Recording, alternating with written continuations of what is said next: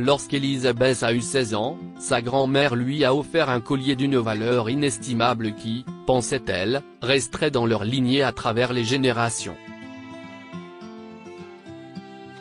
Cependant, un jour après l'anniversaire d'Elisabeth, elle a disparu. Elisabeth a vécu 16 ans de sa vie comme une princesse.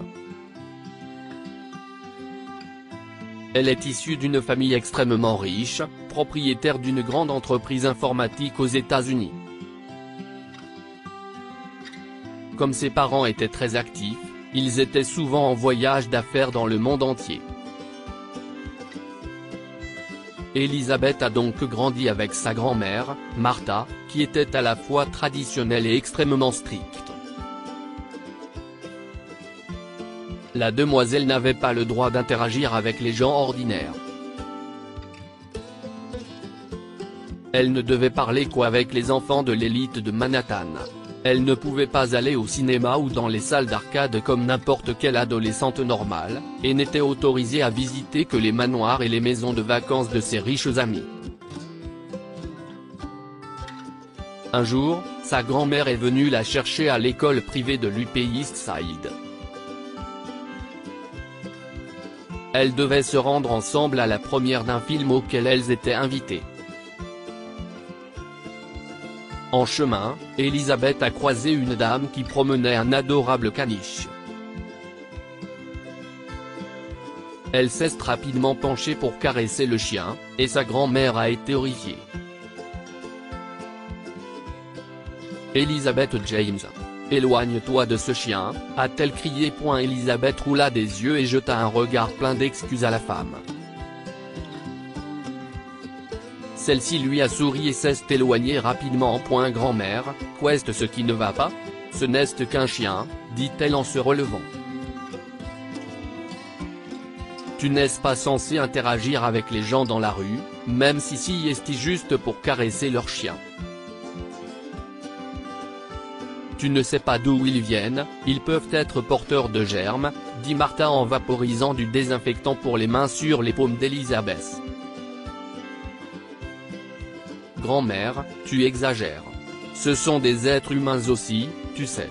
Et le chien avait l'air propre, il sentait bon aussi, dit-elle en haussant les épaules, ne voulant pas se disputer avec sa grand-mère. J'insiste. Tu ne devrais pas parler aux gens dans la rue. Si est pour cela que je n'aime plus me promener dans Manhattan. Cet endroit était autrefois plein de grandeur, maintenant, des sans-abri bordent les rues. Burke, dit sa grand-mère en se pinçant le nez alors qu'elle passe devant un sans-abri qui pousse un chariot de course. Lorsqu'elles sont arrivées au théâtre, Elisabeth a oublié pendant un certain temps ce que sa grand-mère avait dit. Cependant, lorsqu'elles sont rentrées à la maison, elle s'est à nouveau souvenue de l'attitude de sa grand-mère. Elisabeth, tu vas avoir 16 ans, il est donc normal que nous te fassions une fête à la maison. J'ai déjà prévenu les parents de certains de tes camarades de classe, ils viendront, alors il faut que tu sois la plus belle, dit Martha. Quoi? Qui as-tu invité parmi mes camarades de classe? As-tu invité Isabelle et Serena? Demanda Elisabeth avec enthousiasme. Bien sûr que non. Arrête de traîner avec Isabelle, si est la fille de ton professeur. Si est la seule raison pour laquelle elle peut étudier dans ton école, commença Martha. Et Serena, oh là là, par où commencer? Son père doit faire 3 boulots pour payer les frais de scolarité. Si est une arriviste, il faut que tu arrêtes d'être ami avec elle, ajouta Martha, jugeant les amis d'école de sa petite fille. Ce n'est pas très sympa, grand-mère. Isabelle est la personne la plus gentille que je connaisse, et Serena est extrêmement intelligente. Son père veut seulement qu'elle reçoive la meilleure éducation possible pour qu'elle puisse entrer dans une école prestigieuse comme elle le mérite, a répondu Elisabeth. Pourtant, elles ne sont pas de taille face à toi. Tu devrais plutôt fréquenter Krista. Son père possède le plus grand cabinet d'avocats de Manhattan. J'ai aussi invité Catherine. Ses parents possèdent la plus grande chaîne de centres commerciaux de la côte Est. En entendant sa grand-mère, Elisabeth avait les larmes aux yeux. Elle ne pensait pas que sa famille pouvait être aussi matérialiste. Bien sûr, Adam vient aussi. J'aimerais juste que vous vous remettiez déjà ensemble, s'est réjouit sa grand-mère. L'héritier et l'héritière de deux sociétés multimillionnaires. Si est-il un mariage parfait, s'exclama Martha. À ce stade, Elisabeth en a assez entendu. As-tu déjà pensé à ce que je voulais, grand-mère? Je veux dire, si est-il mon anniversaire, non? Ne devrait-il pas y avoir mes invités et non les tiens? Si est-il absurde, Elisabeth James. Ce sont tes invités. J'ai simplement invité les bons, corrige Martha. Eh bien, je ne viendrai pas. Tu peux profiter de la fête toi-même, dit Elisabeth en partant en trombe dans sa chambre. Le lendemain, Martha ouvre la porte de la chambre d'Elisabeth. L'adolescente pleurait alors qu'elle venait d'avoir 16 ans, ce qui était censé être un jour heureux. Elisabeth, ton père est au bout du fil. Il dit que si tu ne sors pas d'ici dans 10 minutes, tu ne vas pas aimer ce qu'il va te dire, menaça Martha.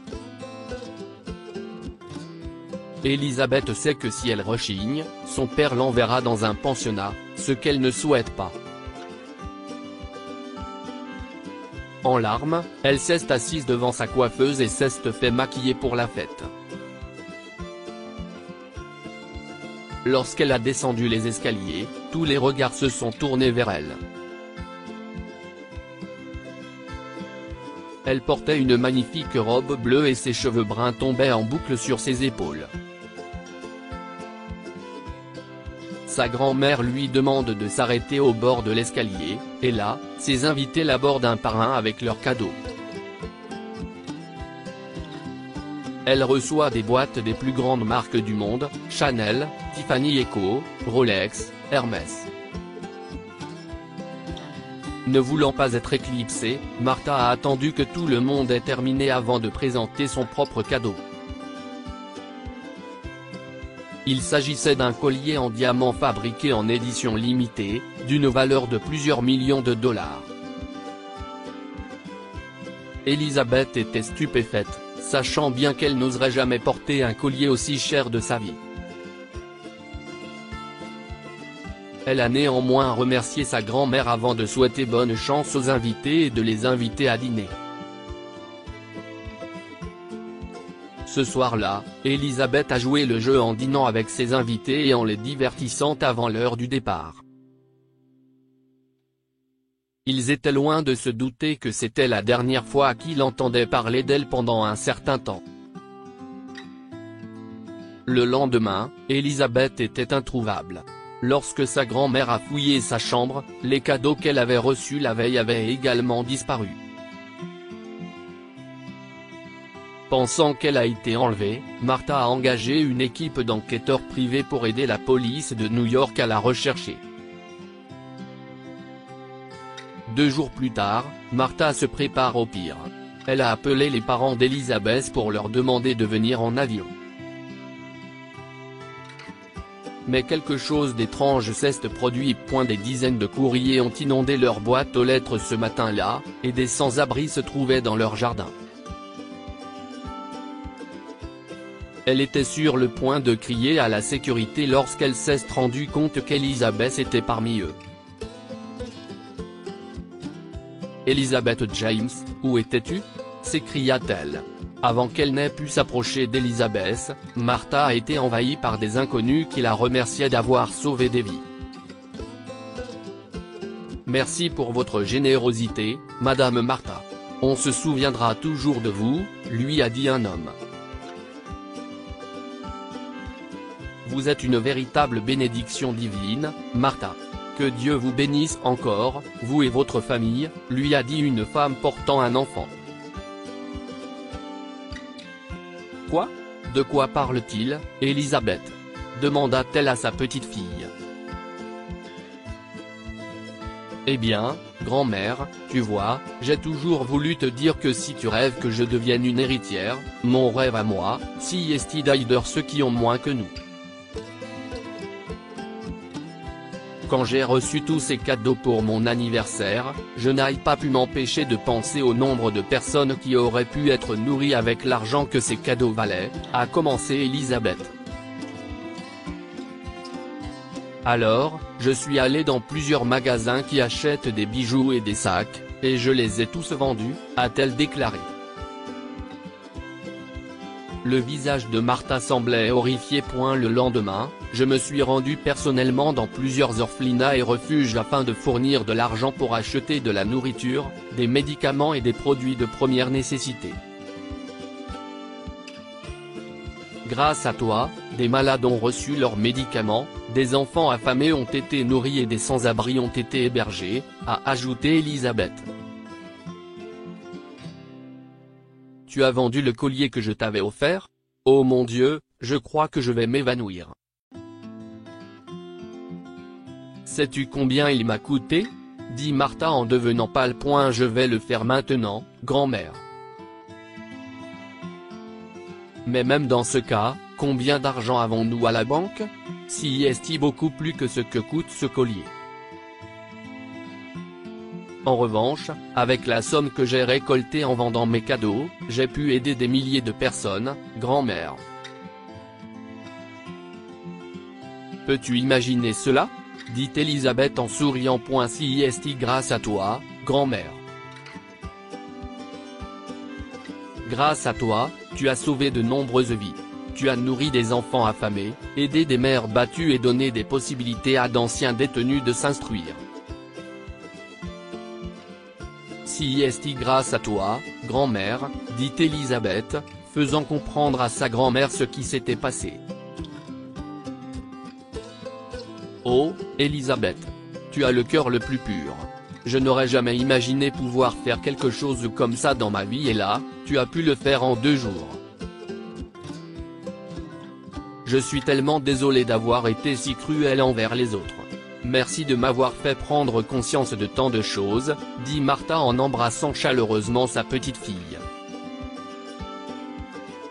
Élisabeth était en larmes. Elle n'avait jamais pensé que sa grand-mère changerait un jour d'avis sur les autres.